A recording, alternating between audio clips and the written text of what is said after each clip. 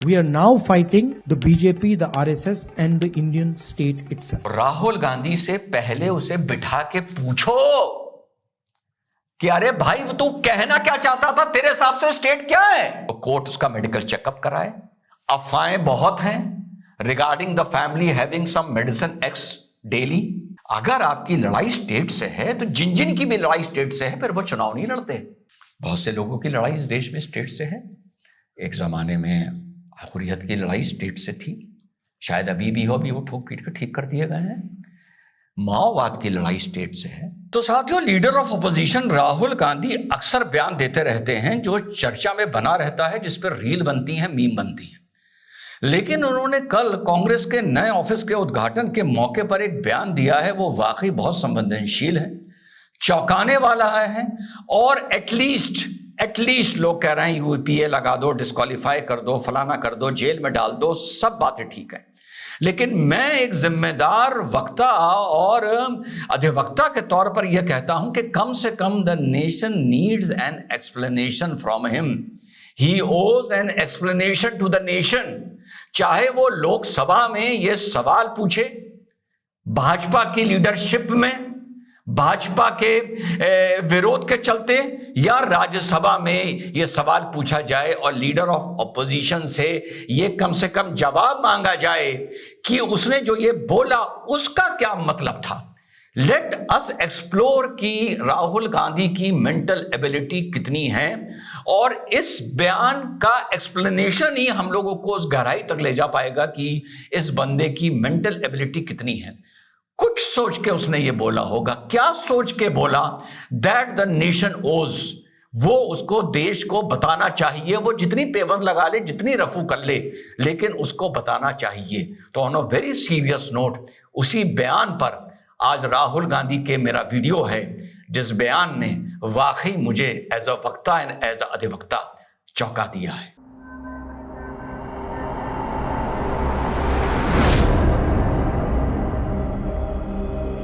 Hello, नमस्कार, सत श्री अकाल, अस्सलाम वालेकुम। कैसे हैं जनाब? सीधे मुद्दे पर आते हैं। आर्टिकल 102 भारतीय संविधान क्या कहता है? यह बताता है disqualification of member of either of the house, Rajya Sabha and Lok Sabha. Article 102। Article 102 के पार्ट बी में आप लोगों का ध्यान ले जाना चाहूंगा, जो एक डिस्क्वालिफिकेशन का रीजन लिखता है, the member of either of the House can be disqualified be if he is of unsound mind and stands so declared by the competent court। यानी दस्तावेजों के आधार पर कोई कोर्ट अगर किसी आदमी को insane, unsound mind, unstable mind घोषित कर देता है, तो अगर वो लोकसभा और राज्यसभा का मेंबर है तो उसका वहां से ऑटोमेटिक डिस्क्वालिफिकेशन हो जाएगा। मैं ये नहीं कह रहा कि Rahul Gandhi is a person with unsound mind, लेकिन मैं यह कह रहा हूं कि if he is not a person with unsound mind, जो ये देश का संविधान, देश के कोर्ट, पार्लियामेंट, लोकसभा, राज्यसभा मान के चलती है कि वो एक अनसाउंड आदमी, अनसाउंड दिमाग का, अनस्टेबल दिमाग का वो बंदा नहीं है। इसलिए मैं कह रहा हूं क्योंकि नहीं है, अगर है तो उसको डिस्क्वालीफाई करो, ठीक। और अगर नहीं है तो as leader of opposition he owes an explanation to the nation through the Lok Sabha and the Rajya Sabha. What is a state? संविधान ने स्टेट वर्ड ऐसे नहीं इस्तेमाल हो जाता। या तभी तो मैं कह रहा हूं राहुल गांधी एक्सप्लेन करे, पर उसको शायद लोग एजुकेट कर दे, पर मुझे नहीं लगता वो एजुकेट हो पाएगा, क्योंकि उसको एजुकेट होना होता तो सन 2008 से लेकर अब तक लगभग 15, 16, 17 वर्ष हो गए वो एजुकेट नहीं हो पा रहा, जब से वो एक्टिव पॉलिटिक्स में है, एक्टिव पॉलिटिक्स में। तो अब क्या होगा? सो ही ओज एन एक्सप्लेनेशन। स्टेट हम लोग साथियों यूं नहीं इस्तेमाल करते थे। पार्ट 3 ऑफ द कॉन्स्टिट्यूशन में आर्टिकल 12 में स्टेट को डिफाइन किया गया है। In this part, unless and otherwise context otherwise requires, the state includes the government and the Parliament of India। सिर्फ गवर्नमेंट नहीं, the Parliament of India and the government and the legislature of each of the states and all local and other authorities within the territory of India and under the control of the government of India।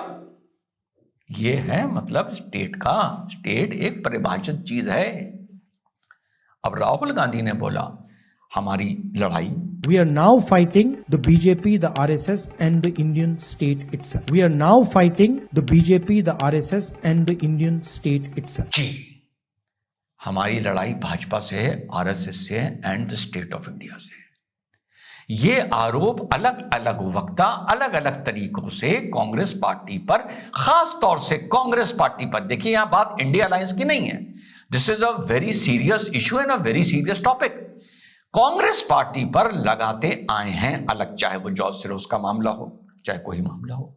हां, George Soros से याद आया, जो अडानी को गिराना चाहते थे वो खुद गिर गए, जो अडानी को खत्म करना चाहते थे वो खुद गिर गए, खत्म हो गए। हिडनबर्ग ने अपनी फाउंडेशन को वाइंड ऑफ कर दिया, रैप कर दिया, खत्म कर दिया। और यहां पर भी जॉर्ज सोरोस का पैसा लगा था।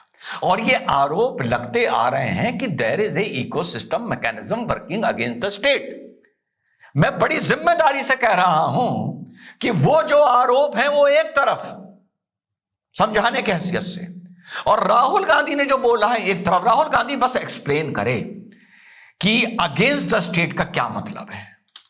अगर तुम स्टेट के अगेंस्ट हो और तुम्हारी लड़ाई स्टेट से है, बहुत से लोगों की लड़ाई इस देश में स्टेट से है। एक जमाने में हुर्रियत की लड़ाई स्टेट से थी, शायद अभी भी हो, अभी वो ठोक पीट कर ठीक कर दिए गए हैं। माओवाद की लड़ाई स्टेट से है, नक्सलवाद की लड़ाई स्टेट से है। वैसे मैं नक्सलवाद की जगह माओवाद बोलना ज्यादा पसंद करता हूं, मैं इस पे पहले वीडियो भी बना चुका हूं। मैं नक्सलवाद और माओवाद को थोड़ा सा अलग करके देखता हूं, पर माओवाद की लड़ाई स्टेट से है, हुर्रियत की है। मींस आप ना, जैसे मैंने आपको स्टेट की डेफिनेशन पढ़ के बताई, any authority and institution under the government of India, that includes the election commission of India. अगर आपकी लड़ाई स्टेट से है तो जिन की भी लड़ाई स्टेट से है, फिर वो चुनाव नहीं लड़ते। वो कहते हैं हम तो पूरे सिस्टम के ही खिलाफ हैं, पूरा हमें सिस्टम ही पलटना है, तख्ता पलट करना है इंडिया के, पूरे भारत के सिस्टम का। और तुम चुनाव भी लड़ रहे हो, तुम लीडर ऑफ ऑपोजिशन भी बने हुए हो। मूर्ख आदमी, जब तुम चुनाव लड़ रहे हो, लीडर ऑफ ऑपोजिशन बने हुए हो, तुम स्टेट के खिलाफ लड़ ही नहीं रहे हो, तुम लड़ ही नहीं सकते। क्योंकि अगर तुम स्टेट के खिलाफ लड़ रहे होते तो तुम यहां तक पहुंचते ही ना, तुम यहां हो नहीं सकते। तुम्हें इलेक्टोरल प्रोसेस का पूरा बॉयकॉट करना पड़ेगा, तुम्हें सुप्रीम कोर्ट का बॉयकॉट करना पड़ेगा, इलेक्शन कमीशन का बॉयकॉट करना पड़ेगा, हर संस्थान का बॉयकॉट करना पड़ेगा, जैसा मैंने बताया माओवादियों ने कर रखा है। तो राहुल गांधी से पहले उसे बिठा के पूछो कि अरे भाई तू कहना क्या चाहता था, तेरे हिसाब से स्टेट क्या है, सिर्फ क्या है। संविधान कहता है government of India and the parliament of India, the legislature and the state governments. ये हर चीज स्टेट है। ये सड़क स्टेट, ये थाना स्टेट, ये फौज स्टेट, ये पुलिस स्टेट, ये इलेक्शन स्टेट, ये IAS, IPS, taxation, everything state. ये सब स्टेट की संपत्ति है। कोर्ट्स में मुकदमा भी अपराधियों से लड़ा जाता है। अगर मुझे कोई मार दे और मैं एफआईआर कराऊं तो पता है ये मुकदमा कैसे लड़ा जाएगा? ये रिजवान अहमद बनाम फलाना फलाना नहीं लड़ा जाएगा, ये स्टेट बनाम फलाना फलाना लड़ा जाएगा। पता है आप लोगों के बात, भले मेरी गवाही होगी, एफआईआर मैंने कराई होगी, चार्जशीट जाने के बाद ये मुकदमे की जब आवाज लगेगी, जब पुकार होगी कोर्ट में, तो होगी स्टेट वर्सेस फलाना फलाना, जिसके खिलाफ रिजवान अहमद ने एफआईआर कराई होगी। ये है पावर स्टेट का बेवकूफ आदमी, मूर्ख आदमी। अब आगे चलते हैं। इसके इस बयान को इसके दूसरे बयान से जोड़ के देखिए, जो मैंने अभी माओवाद की बात करी, कि फिर तुम कह दो इस सिस्टम पर हम यकीन नहीं करते, हम तो इसको रन ओवर कर जाएंगे, हम इस सिस्टम को खत्म कर देंगे। माओवाद का एक स्टैंड है स्टेट के खिलाफ है, यहां तक तो क्लियरिटी है कि स्टेट के खिलाफ है। विदेश में दिया राहुल गांधी का यह बयान सुनिए पहले। You could also have a situation where you have an uncontrolled upsurge, which is what we are seeing in Sri Lanka, right? India is not in a good place. The BJP has spread kerosene all over the country. You need one spark and we'll be in big trouble. Yes. अब इस बयान को जो America में दिया गया, इस बयान से जोड़िए जो कल कांग्रेस पार्टी के नए दफ्तर के उद्घाटन में दिया गया। अब इन दोनों को, अब इन बयानों को जोड़ के जब आप कंपाइल करेंगे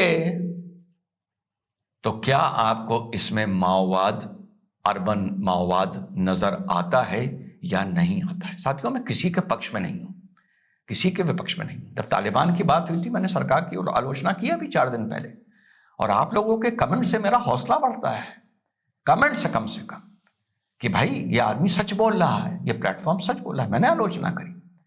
उसके बाद उमर अब्दुल्ला ने जब मोदी जी की तारीफ करी तो मैंने उस दिन मोदी जी की तारीफ करी। नेक्स्ट डे मेरा कोई मतलब नहीं है। मैंने कल ही एक पॉलिटिकल वीडियो बनाया, क्या एंड में मैंने बताया कौन जीत रहा है? मैंने लोगों से ओपिनियन मांगे कि मुझे एजुकेट करो। मैंने कहा कि, मैंने सुनिएगा, मैंने कहा कि नुपुर को क्यों नहीं लड़ा रही, लड़ाना चाहिए, पागल है, लड़ाना चाहिए तभी तो जीतेंगे। नहीं, मैंने कहा अगर लड़ाएंगे तो फायदा होगा, अगर तुम ऐसा करोगे तो फायदा होगा, अगर जाहिल मुसलमानों तुम ऐसा करोगे तो तुम्हें फायदा होगा, अगर विष्णु जैन भाई तुम ऐसा करोगे तो तुम्हें फायदा होगा। यह है ये मंच, यह है ये मंच। तो राहुल गांधी अगर अनसाउंड माइंड का नहीं है as per article 102 of the constitution of India, अगर है तो कोर्ट उसका मेडिकल चेकअप कराए।